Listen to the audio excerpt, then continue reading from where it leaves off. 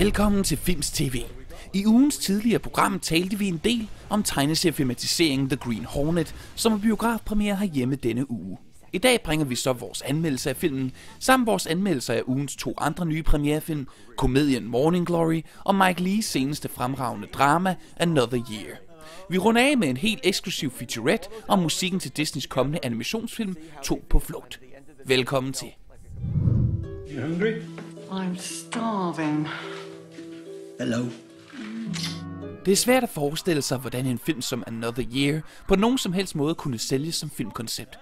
Her er en historie om et ældre, sympatisk ægtepar, som vi følger over 4 forskellige dage på 4 forskellige årstider. Der sker ikke så meget. Til alt held er det Mike Leigh, der står bag denne film, og han har om nogen en bemærkelsesværdig evne til at bruge hverdagens trummerum som det lærred, hvorpå han i al stilfærdighed maler et større billede.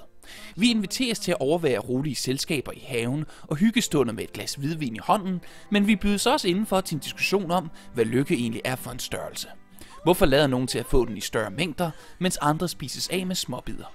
At træde ind i en film med Mike Leigh er næsten som at trække vejret frit, efter man længe har svømmet under vandet. Her er for en gang skyld et frirum fra de indholdsløse, plotdrevne film, vi ellers altid overdynges med. Og man kommer i stedet ind i en filmverden, hvor de større temaer ikke trækkes ned over figurerne, men langsomt introduceres gennem vores hovedpersoner. Trods de tunge spørgsmål, der skimtes i baggrunden, er filmen dog også en medrivende størrelse, hvis tone ubesværet kan skifte fra uimodståeligt charmerende i en scene til tårprovokerende trist i den næste. Leigh er en mester i at sætte pinlige situationer op, således at de bliver katalysatorer for folks indre pinsler. Another Year er ikke en film, der gør et stort og larmende væsen af sig, men det er måske også netop derfor, at den så ubemærket først erobrer ens tanker og derefter ens hjerte. 5 stjerner.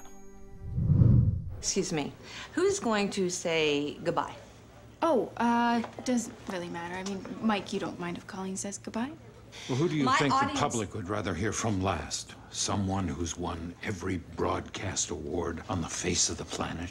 Or the former Miss Pacoima? It's Arizona. In case you're interested, I was Miss Arizona! Well, that's our show for this morning. Welcome to the Daybreak family, Mike. And thank you. Thank you, everyone. Goodbye. Goodbye. Goodbye. Goodbye. Goodbye. How many is that? Goodbye. 3 each. Bye. And we're out. Fade to black. Here we go. Bye-bye. Der er tilsyneladende en eller anden lov, som dikterer, at Hollywood med jævne mellemrum skal levere en komedie, hvor i en ung positiv sjæl sparker noget livskraft ind i en ældre, træt en af slagsen. Den anden lov er, at den pågældende komedie, på trods af sit emne, skal være en så livløs og kynisk affære, at man næsten selv bliver deprimeret af at overvære den. Morning Glory har lært den første lov, men mirakuløst har den misset nummer 2, og i stedet præsenterer den en letvægtskomedie, der faktisk stadig både har en smule hjerne og charme i behold. Harrison Ford opfattes tit som en fortrinsvis dramatisk skuespiller, men vores anmelder Søren Ilved mener, at Fords præsentationer med komisk lune er stærkere. Både Indiana Jones og Han Solo er grundlæggende komiske roller, og det er ikke mindst Fords evne til at levere sarkastiske bemærkninger med bid, der giver filmen den sjoveste og bedste scener. Hvis filmens styrke findes i studiet, hvor det skarpe hvide får lov at florere, så er den til gengæld sværere i sin overordnede fortælling.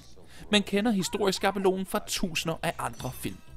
Velslebende komedier er ikke hverdagskost nu om stunder, men Morning Glory leverer en intelligent og behagelig film, som dog aldrig våger pelsen og tør forlade komfortzonen. Først og fremmest byder den på glimrende skuespil og en stærk præstation af Rachel McAdams. Hendes ukuelige charme bliver en stor del af fornøjelsen, og da hun omsider får forvandlet Fords surmundne udtryk til et smil, tager man uundgåeligt sig selv i et smile med. 4 stjerner.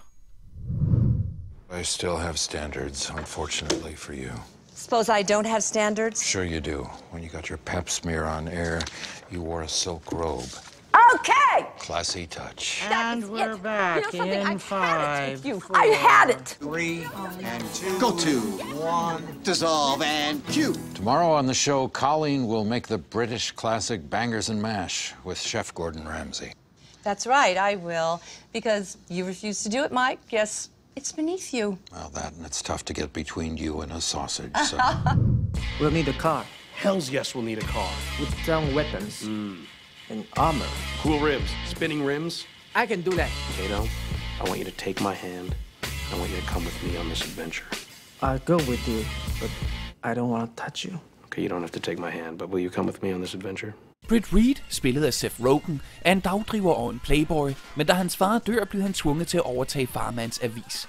Mere interesseret bliver Britt dog, da han opdager, at farens mekaniker, Kato, ikke alene har duperende evner til at bygge vanvittige biler, men også er lidt af en kampsportsmaskine.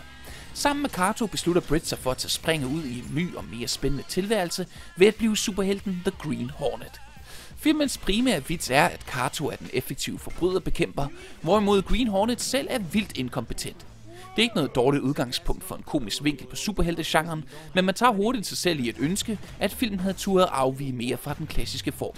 Seth Rogen, som også har været medforfatter på manuskriptet, propper filmen med elementer, man allerede kender til hudløshed. Selve skabelsen af helten er ren rutine, og selvom skurken spilles af herlige Christoph Waltz fra Inglourious Basterds, så er hans figur så flad som en øretæve. Filmens actionscener er af den larmende, intetsigende type, og proppet med biljagter, hvor vi kører, men aldrig lader til at komme nogen vegne. Der er mere dynamik i slagsmålscenerne, men de lider til gengæld under et gevaldigt overforbrug af slow-motion-effekter. Sigende nok er filmens bedste actionscene mellem de to helte, hvor instruktøren Michel Gondrys lader sit komiske lune skinne igennem. Det er desværre en af de eneste gange, det sker, og resten af tiden efterlades man i selskab af papfigurer og uinspireret dialog. 2 stjerner. I næste uge udkommer Disneys seneste 3D-animationsfilm 2 på flugt, som er delvis inspireret af det klassiske folkeeventyr om den langhårede Rapunzel.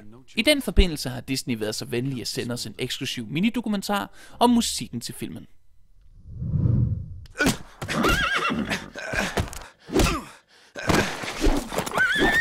Alan Menken was a thrill to work with. The guy really knows his stuff. In his songs, he knows how to tell stories in his songs. And storytelling, for us, that's the most important thing when it comes to these movies. It's the #1 priority. The inspiration in Tangled comes from looking at a young woman who's been trapped in a tower, who yearns for freedom and has this irrepressible energy. Isn't that right? We start with basic research, a lot of brainstorming, and that continues straight through the entire process. Well, you know, music is important from the very beginning in projects like this. So we have to think about how these songs are going to not only be appealing and be memorable, but how they're going to tell the story. So we know we're going to introduce our character, and we're going to want to learn about her. What does she want? She doesn't really know what she wants at the top. She only knows what she's been sort of stuck with, and she's made the best of that.